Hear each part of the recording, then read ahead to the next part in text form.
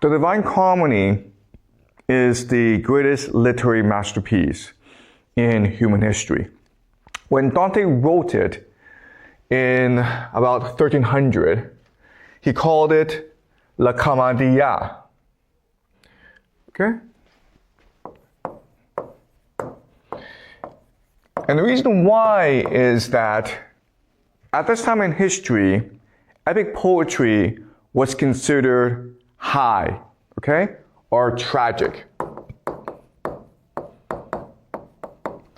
And it was written usually in Latin.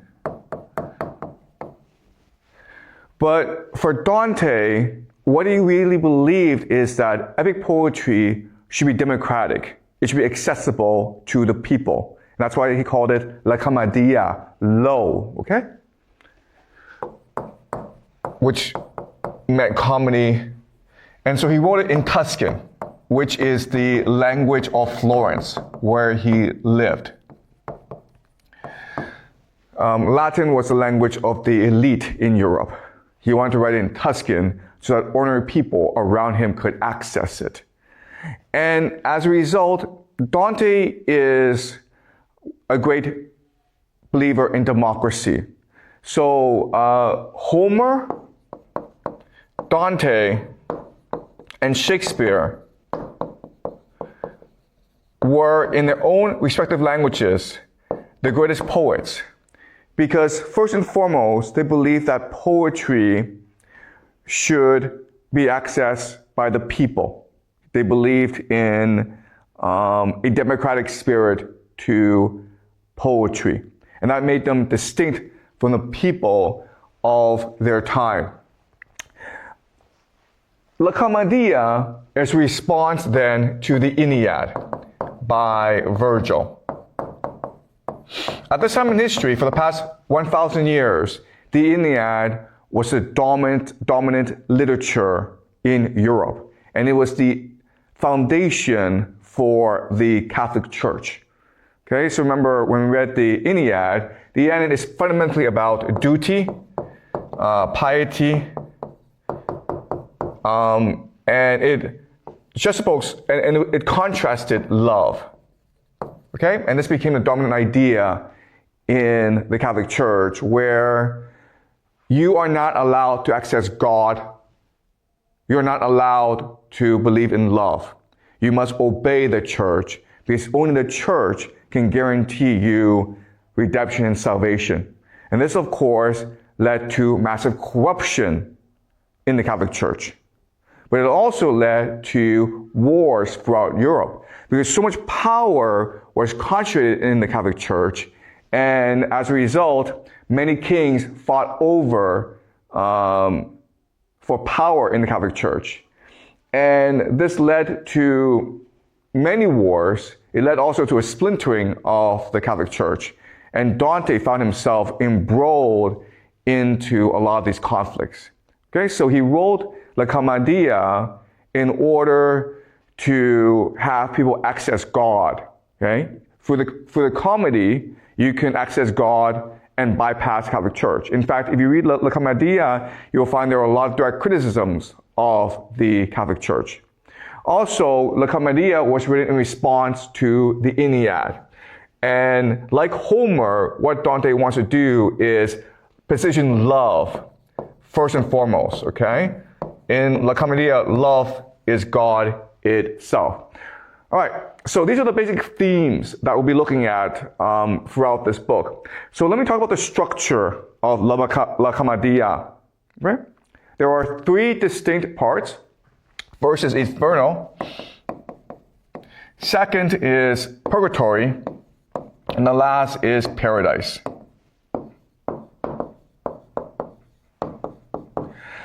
And what makes the La Commedia so powerful is Dante uses two major literary devices to construct his universe. The first is what we call structure. The second is paradox. All right? So imagine La Commedia as not just epic poetry, but as a very complex mathematical puzzle that you must unravel through time. Okay, so Inferno, the structure is an inverted triangle. And so what's going to happen is that Dante and Virgil are going to travel through Inferno, through hell, but it's almost like they're traveling underground, okay? It's an inverted triangle. And then Purgatory becomes a pyramid or a mountain, where Dante and Virgil are going to travel up a mountain so that they can meet Beatrice at the very top. And why they will meet Beatrice at the very top is that Beatrice will take Dante to heaven, where he will meet God. And that is the very ending of the Divine Comedy, okay? La Commedia.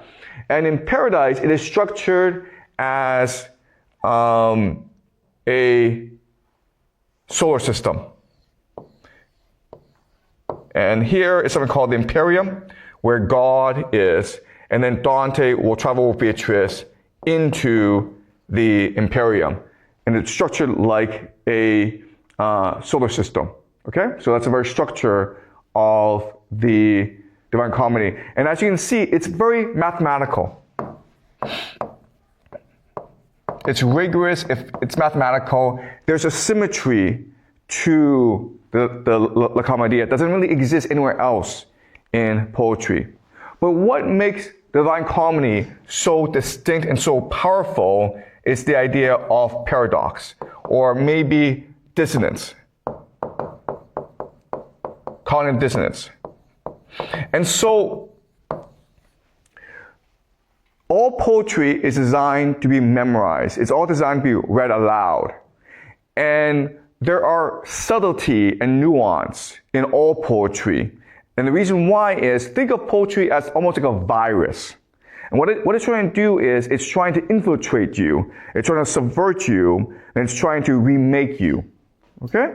And that's what the Divine Comedy does, where you read it, and it all sounds very simple and nice, but the more you memorize it, the more you interact with it, the more it enters you and it creates cognitive dissonance, meaning that it is disrupting the normal way you see the world. It creates paradox. And what's going to happen is that your mind is going to, by itself, subconsciously try to unravel these paradoxes over time.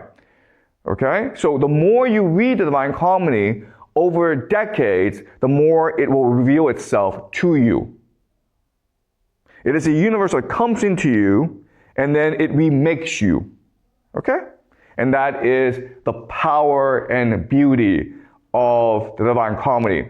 So the trick is to unravel the paradoxes, which will implant themselves throughout the Divine Comedy.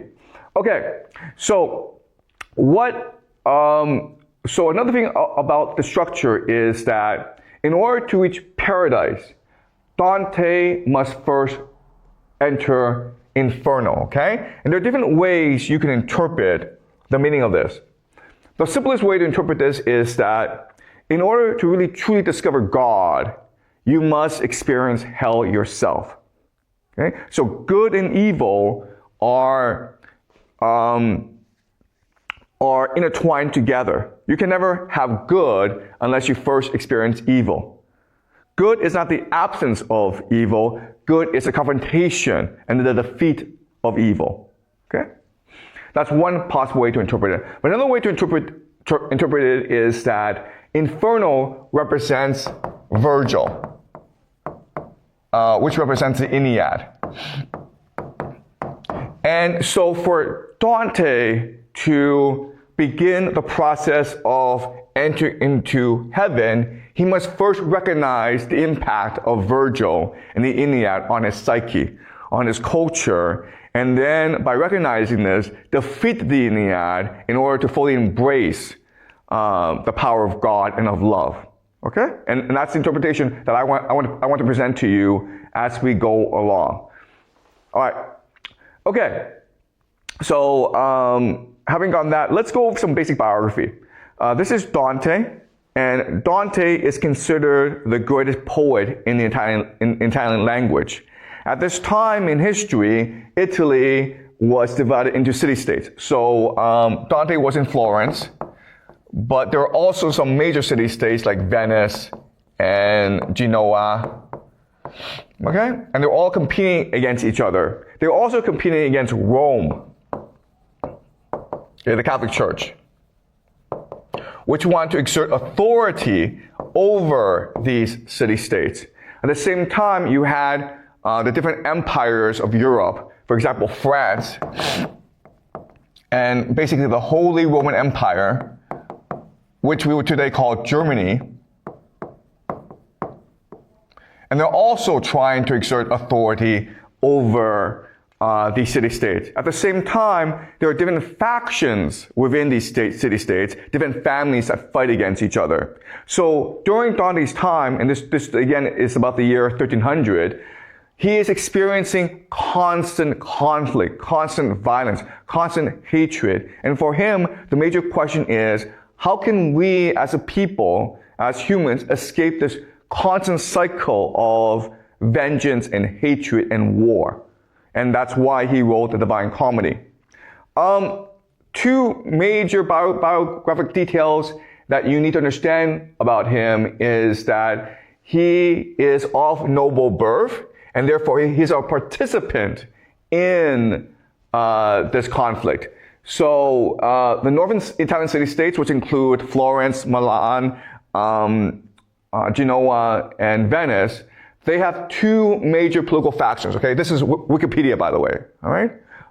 The Guelphs, which support the papacy, and the Ghibellines, who support the Holy Roman Empire, okay? So Dante's family belongs to the Guelphs. So he was just born into this political rivalry. And over time, what will happen is that the Guelphs will win, but then the Guelphs will divide into the black and white factions, so different families fighting for power again, okay? So for Dante, all his life, he's experienced nothing but political rivalry and hatred. That's the first major thing you need to know about him. Ultimately, what will happen is that he'll get sick of this constant fighting, and he will exile himself to focus on his poetry. The other thing to know about him is he falls in love with Beatrice at a very early age, okay? He meets her when she is 9 and she is 8. The problem is that Beatrice's family is of more noble aristocratic birth than Dante. And at this time in history, all marriages are arranged. And so Dante marries someone of his class, Beatrice marries someone of his class. But they never really abandon each other, okay? They still remain friends. And Dante, in his heart, still has this longing for Beatrice. Beatrice will die pretty young. Maybe when she's in her mid-20s, she'll die giving birth. But Dante never forgets about her. And he spends his entire life still remembering his love for Beatrice. And this becomes the basis of the Divine Comedy, okay? La Commedia. So these are the two major biographical details you need to know about Dante. Okay, so again, this is from Wikipedia, and when Dante is exiled from Florence, okay, he never returns to Florence. He spends all his life in exile. He becomes patronized by some very powerful aristocrats throughout Italy, and he will spend a lot of his time reflecting on his experience in this political faction. In the Divine Comedy, there'll be a lot of references to this conflict between the Ghibellines and the Guelphs, and his exile from Florence, and his hatred of the Catholic Church. There will also be a lot of references to his love for Beatrice, which will redeem him from this earthly conflict. Okay? All right, so some passages that we've looked at before, but which I want us to emphasize, okay, to truly understand Divine Comedy. All right, so let's look at certain passages, okay? So, Aubrey, could you read for me, please? When I had journeyed half of our life's way, I found myself within a shadowed forest, for I had lost a path that does not stray. It is hard to speak of what it was, that savage forest, dense and difficult, which even in recall renews my fear. So bitter, death is hardly more severe. But to retell the good discovered there, I'll also tell the other things I saw. Okay, so he's saying, right, this is the very beginning of the Divine Comedy. This is the Alan Mendenbaum translation, okay? And I choose Alan Mendenbaum. There are lots of other translations because he's just the easiest to read. All right, so I'm not interested in the language. I'm interested in the ideas. So that's why I pick him. Okay, so this is very simple. He is in middle age and he's in the shadow forest. Okay, so he's completely confused as to why the world is what it is. This hatred for the world is causing him to hate himself as well. And so because of this hatred, because of this confusion about why there's so much hatred in the world, he has lost his connection with God. And he doesn't know how to proceed. It's a long period, a savage forest, dense and difficult, that makes him question everything, okay? He's in a deep depression, basically. And at this point, he is lost in this forest, and he feels hopeless. And then a man emerges named Virgil. And Virgil is the poet that Dante respects the most because at this point in history, Virgil is the most influential poet. And Virgil promises to guide Dante out of this shadow forest and into the light. And Dante puts his faith in Virgil. And at this point, Dante sees Virgil not just as a savior, but as a father and as a teacher. Okay? And this is important because for Dante to truly defeat Virgil, which is the point of La Commedia, he wants to destroy the influence and power of the Aeneid, he first must put Virgil onto a pedestal in order for us to recognize the limitations of Virgil, so that we ourselves can defeat Virgil in our hearts. Okay? And that's the idea here. All right, can you continue, Ivory? All right, yep, keep on going. In heaven there is a gentle lady, one who weeps for the distressed swords which I send you, so that stern judgment up above is shattered. And it was she who called upon Lucia, requesting of her, "Now your faithful one has need of you, and I commend him to you." Lucia, enemy of every cruelty, arose and made her way to where I was, sitting beside the venerable Rachel. She said, "You, Beatrice, true praise of God, why have you not helped him who loves you so, that, for your sake, he slept the vulgar crowd? Do you not hear the anguish in his cry? Do you not see the death he wars against upon that river ruthless as the sea? No one within this world has ever been so quick to seek his good or flee his harm as I, when she had finished speaking. Thus, to come below, down from my blessed station, I trusted in your honest utterance, which honors you and those who listen to you." When she had finished with her words to me, she turned aside her gleaming, tearful eyes, which only made me hurry all the more. Okay, so a lot of La Commedia, Divine Comedy, is dialogue. Okay? There's a speaker and there's a listener. And this is an important formulation because what Dante wants us is to recognize is that when a speaker speaks, he or she is speaking from a certain worldview, a certain prejudice.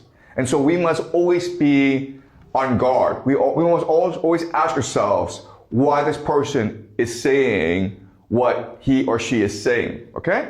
So something that we've discussed a lot is the idea of God, okay? And God is the perfect manifestation of love, of generosity, of forgiveness. And one thing that God does not do is reciprocity, okay? So the Catholic Church teaches you that if you obey God, then God will allow you access to heaven.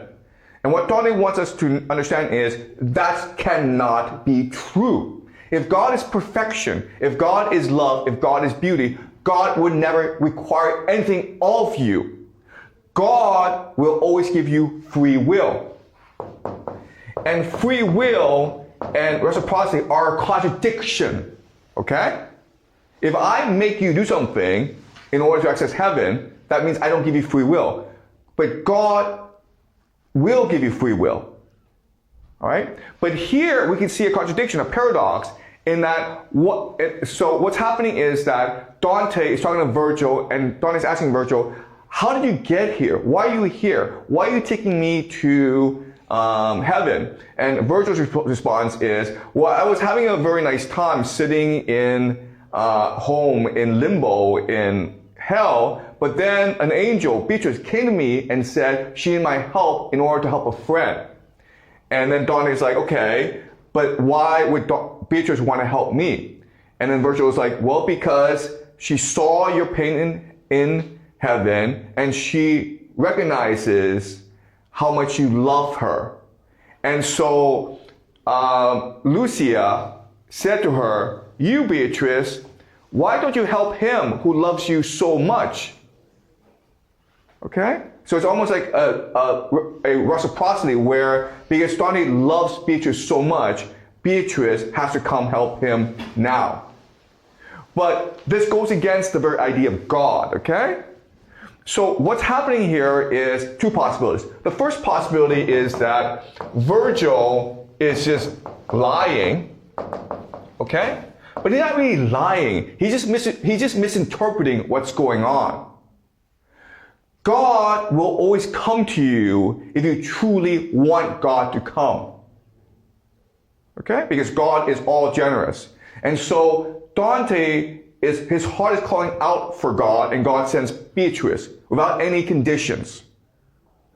And God sends Beatrice because God understands that Beatrice is a person who can most help Dante. Okay? There's no reciprocity here. But when Beatrice tells Virgil this, Virgil misinterprets this idea to mean that there's reciprocity going on, okay? So it's not really lying, but it shows you the limitations of Virgil's worldview, where in the Iliad, it's all about reciprocity, okay? It's all about contract. It's all about duty, okay? So that's the first possibility. But another possibility is that Beatrice understands the limitations of Virgil, and so just tells Virgil what he wants to hear, or structures this in a way that Virgil can understand. Okay? Because if Beatrice says to Virgil, I came to help Dante because Dante needs help, Virgil will be like, well, okay, he needs help, but why help him? And so Beatrice doesn't want to spend time explaining to him that the universe is all forgiven. So she just says, okay, well, it's because he helped me in the past. It's because of his love for me that I'm able to go to heaven. Okay? All right? So already in the beginning, we have to question the authority of Virgil. Okay? Virgil is an unreliable guide. And for us to truly enter paradise, for us to truly discover God, we need to recognize he is unreliable ourselves. Dante will never tell us, but he'll give us clues to suggest that he is unreliable. And we must reject him if we are to fully embrace God. Okay? All right, let's continue. All right, so Virgil is taking Dante into hell. And Virgil emphasizes to Dante, this is a path that we must take if we are to go into paradise. You must first confront evil. You must first understand sin for you to truly understand goodness. Okay? All right. And so when they get there, there's a river that blocks their path into hell. And there is a ferryman named Charon from Greek mythology who will take them across the river. But the problem is that Dante is still living. And Charon sees that. And he says to Dante, there's a problem here. I can't take you across because you're a living soul and you're not dead. So I can't give you access to hell. Okay? All right, can you read, Ivory? And here, advancing towards us in a boat, an aged man, his hair was white with years, was shouting, Woe to you, corrupted souls! Forget your hope of ever seeing heaven. I come to lead you to the other shore, to the eternal dark, to fire and frost. And you approaching there, you living soul, keep well away from these. They are the dead. But when he saw I made no move to go, he said, Another way and other harbors, not here, will bring you passage to your shore. A lighter craft will have to carry you. My guide then, Sharon, don't torment yourself. Our passage has been willed above, where one can do what he has willed, and ask no more. Now silence fell upon the woolly cheeks of Sharon, pilot of the livid marsh, whose eyes were ringed about with wheels of flame. Okay, so Sharon doesn't want to take Dante across because Dante is still living. But when Virgil says to him, hey, let us pass, Sharon obeys, okay? And this is a paradox. So let me explain the paradox to you. Again, the thing about Dante is that he's so subtle. And it's written in a perfect manner. So the more you try to understand what's going on, the more truth will be revealed to you. So the paradox is this. They are in hell. And they are in hell because they've rejected God. Okay? And how we know they've rejected God is this sentence. Woe to you, corrupted souls. Forget your hope of ever seeing heaven. Okay? So you can interpret this as saying that Sharon is saying to people, this is all hopeless. Okay? But another way of interpreting this is Sharon is saying to all these souls, you are here because you believe God has abandoned you. You believe there is no God. You believe there is no heaven. You believe you deserve to be here. That's why you're here. Okay? But then he sees Dante, and he knows that Dante doesn't believe this. He is actually going to heaven. And so Dante is a corruption. And so Sharon doesn't want to take Dante across. But then Virgil says, hey, God has ordered Dante to be crossed. And then Sharon obeys. The paradox is this. Sharon himself doesn't believe in God. That's why he's in hell. He rejects the authority of God. Yet he obeys God.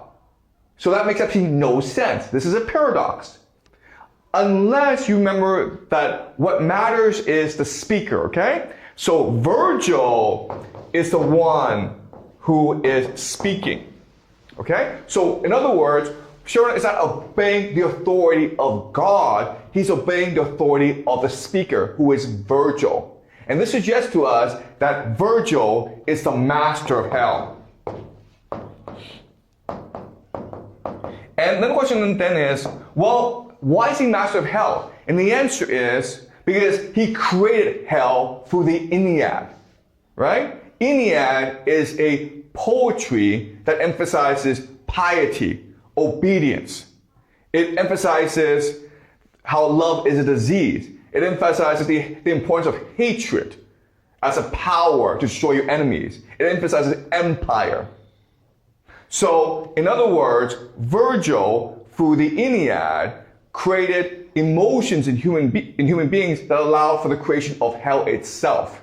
You can also argue that with the Ennead, Virgil created the conditions for the Catholic Church. The Catholic Church is not based on the Bible, it is based on the Ennead.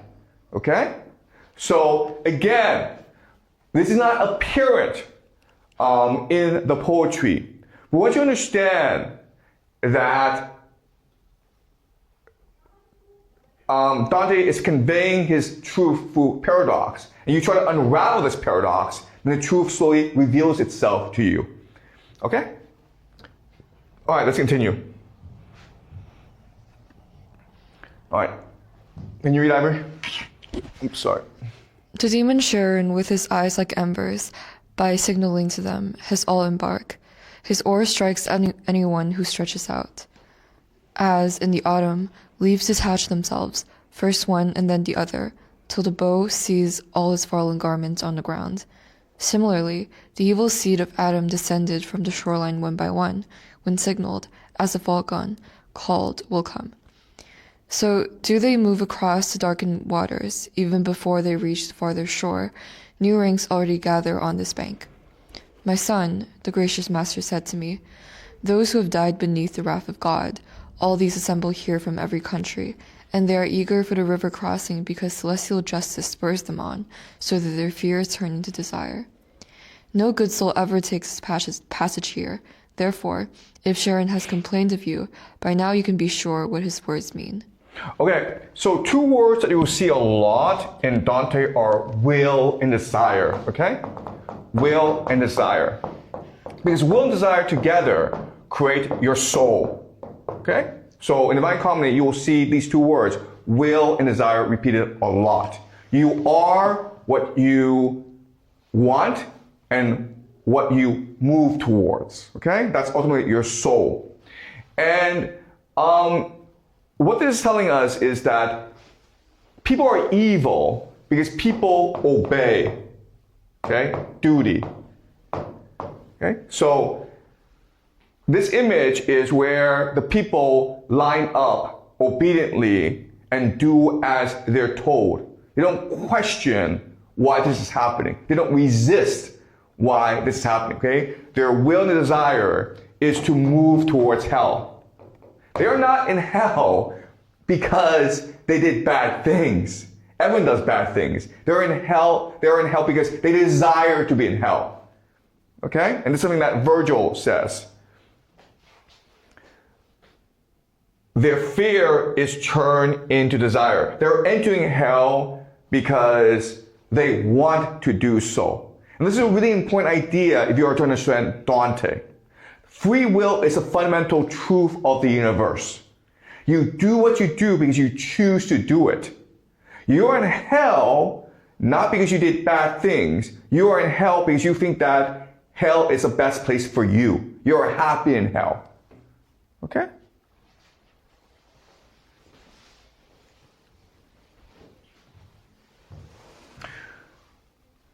All right, so now they are in hell. And the first place that they enter is something called limbo. And limbo is a place where people go. They're good people, but the problem is they don't believe in Jesus. They don't believe in Christ. They never converted to Christianity. So these are people like Virgil, like Homer, like Plato. Okay? Very virtuous people, but unfortunately, they don't believe in God, and so therefore they are doomed in hell. Or that's what Virgil tells Dante. Dante is suspicious, and Dante asks Virgil, was there ever a time when people in hell could ascend to heaven? And Virgil says, there was only one time, and that was when Jesus died and he came to hell to save and redeem those most worthy. People like King David, people like Noah, people like Abraham, people like Rachel, who are in the Bible, who are born before the time of Christ, but who are worthy of going to heaven, and that's why Jesus came to hell. Unfortunately, I, Virgil, came after Jesus, and so I was not saved by him. Okay? And as you go on, I want you to remember this, because what we'll discover as we go on is this is not true. It is entirely possible for people who are not Christians, who were born before the time of Jesus, to ascend to heaven because they choose to. It's about will and desire, okay? So, and then they go into the first layer of hell. And the first layer of hell are people who lust, okay? These are people whose passion overrided their reason, and so they sin, okay? All right, okay. And so these are spirits that are passing through, and Dante asks Virgil, who are these people? And Virgil starts to name them one by one, okay? Okay, can you read, Ivory? The kindly master said, do not ask who are these spirits whom you see before you. I'd have you know, before you go ahead, they did not sin. And yet, though they have merits, that's not enough, because they lacked baptism, the portal of faith that you embrace. And if they lived before Christianity, they did not worship God in fitting ways, and of such spirits I myself am one. For these defects, and for no other evil, we now are lost and punished just with this. We have no hope, and yet we live in longing. Great sorrow seized my heart on hearing him, for I had seen some estimable men among the souls suspended in that limbo. Okay, so I want you to remember this passage because Virgil is saying, there's nothing wrong with me. Unfortunately, I was just unlucky. Okay? This is incorrect. What you will see as we move on is that Virgil chooses to be here. There are many paths for salvation and redemption for him, but he wants to stay in hell. Okay? And why that is the case, we'll talk about later. All right, let's keep on going. So I descended from the first enclosure down to the second circle, that which girdles less space but grief more great, that goads to weeping. There dreadful Minos stands, gnashing his teeth, examining the sins of those who enter. He judges and assigns all as his tale twines. I mean that when the spirit born to evil appears before him, it confesses all, and he, the connoisseur of sin, can tell the death and hell appropriate to it. As many times as Minos wraps his tail around himself, that marks the sinner's level. Always there is a crowd that stands before him. Each soul in turn advances towards the judgment. They speak and hear, then they are cast below. Arresting his extraordinary task, Minos, as soon as he had seen me, said, "O you who reach this house of suffering, be careful how you enter, whom you trust. The gate is wide, but do not be deceived." To which my guide replied, "But why protest? Do not attempt to block his fated path. Our passage has been willed above, where one can do what he has willed and ask no more." Okay, so this is a very interesting passage that again makes us question things, okay? So Minos, who's basically deciding which level of hell you go to based on your sin, he basically says to Dante, don't trust anyone here, okay? Don't trust anyone here. Be careful how you enter, whom you trust. The gate is wide, but do not be deceived. Okay, this is a very strange idea, right? Because Minos sees that Dante is with Virgil. And his response is, Dante, you're a good person. I'm telling you right now, don't trust anyone, right? So what he's really saying is, Dante, don't trust Virgil, right? If you think about it logically, it makes no sense for him to say that unless he means don't trust Virgil. Because if Virgil can be trusted, then all Dante has to do is just follow Virgil into hell, and that's it, okay? But Minos makes a point of saying, don't trust anyone here, which is to say, don't trust the person closest to you. Be careful how you enter and whom you trust, okay? And what confirms this is, to which my guide replied, but why protest, okay? So Virgil is jumping in right and said, hey, shut up, man, okay? Do not attempt to block his fated path. Our passage has been willed above, where one can do what he has willed and ask no more. I represent a higher power than you, Minos. All right? So again, this is questioning the reliability of the narrator. What's happening is that Dante is planting seeds, giving us clues that in hell, nothing is what it seems. The person that we most trust, Virgil, is the person we should probably least trust. Okay? All right, so everything that Virgil says, we have to question. All right, so again, Virgil and Dante are in the first layer of hell, and this is lust, and Virgil is pointing out to Dante who they are. Okay, can you read, Ivory? The first of those about whose history you want to know, my master then told me, once ruled as empress over many nations. Her vice of lust became so customary that she made license licit in her laws to free her from the scandal she had caused. She is Semiramis, of whom we read that she was Nanus' wife and his successor. She held the land the Sultan now commands. That other spirit killed herself for love, and she betrayed the ashes of Sacius. The wanton Cleopatra follows next. See Helen, for whose sake so many years of evil had to pass. See great Achilles, who finally met love in his last battle. See Paris, Tristan, And he pointed out and named to me more than 1,000 shades departed from our life because of love. No sooner had I heard my teacher name the ancient ladies and the knights than pity seized me, and I was like a man astray. Okay, so this again is a paradox, okay? And again, it's almost impossible to see this paradox by yourself. But the paradox is this.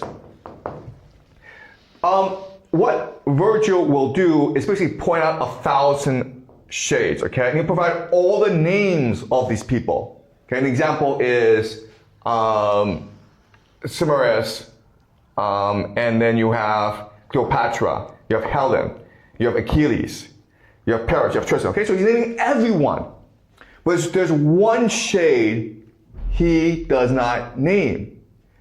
And the other spirit who killed herself for love, and she betrayed the ashes of Sychaeus, we know who this person is because this person is Dido.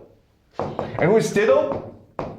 Dido is the creation of Virgil. So the grand paradox, the irony is there's 1,000 people and the person that Virgil refuses to acknowledge by name is the one that he understands the best, who he is most intimate with.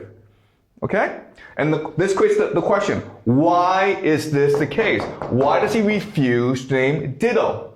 So if you go back to the Ennead, the one thing that stands out about the Ennead is that Dido is the most realistic character. It's really the character that most people, when they read the Ennead, they sympathize with.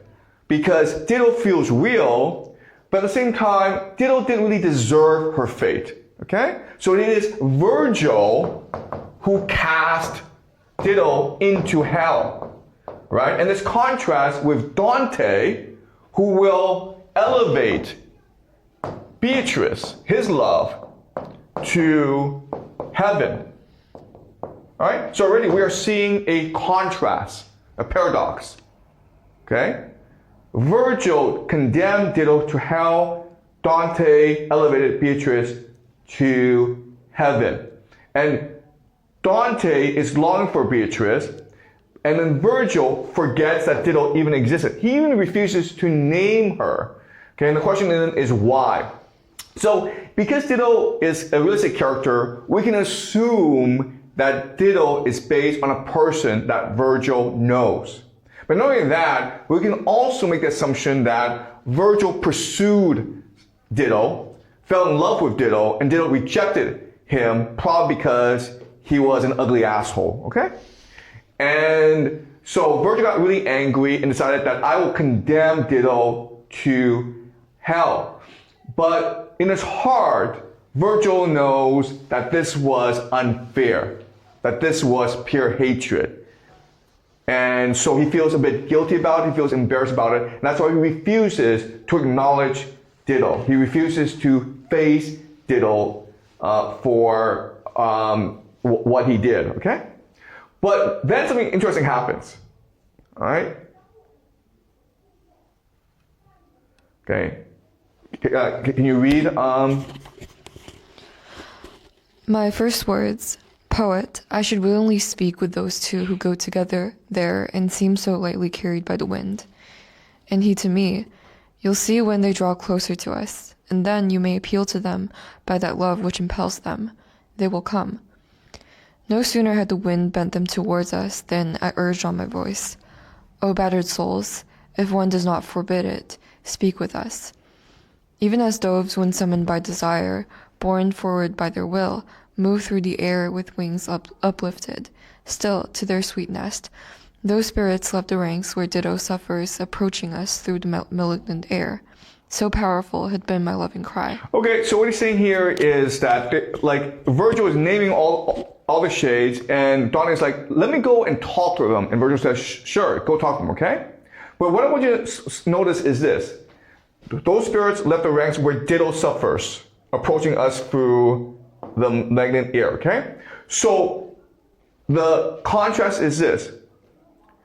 Virgil refuses to name Dido, so Dante names Dido himself. All right? And what this what this really is an act of rebellion. Because Dante acknowledges Virgil as his father, as his guide, as his teacher. And therefore, he should just follow Virgil. If Virgil doesn't want to name Dido, doesn't want to acknowledge Dido, then Dante should be respectful and ignore Dido, right? But he's saying, nope, I'm going to name Dido because I want us to understand that it was wrong to not acknowledge Dido. It was wrong, first of all, for Virgil to condemn Dido to hell, and it's wrong to just ignore her, okay? So I know who Dido is, I know what Virgil did, and I want to name her in order to resurrect her in our memory, all right? So again, this is creating cognitive dissonance. It's leaving an idea in our heads that none of what we're seeing in Inferno is what it seems. That's why it's hell. Because it's all an illusion, it's all deception. And we have to use our minds, we have to use our hearts to truly understand what's going on, okay? All right? So this begins our journey into the Divine Comedy. But as you can see, it is extremely complex. You have to see with your heart. You have to see with your imagination. It's impossible to just read this and know what's going on. You have to believe in your instincts. You have to believe in your intuition. You have to believe that you have a connection with God. And it is God that will reveal to you the truth through your intuition and your imagination. Okay? So the Divine Comedy is a journey really into your own heart and your faith. All right, any questions? Okay, all right, so we will continue this next time, okay?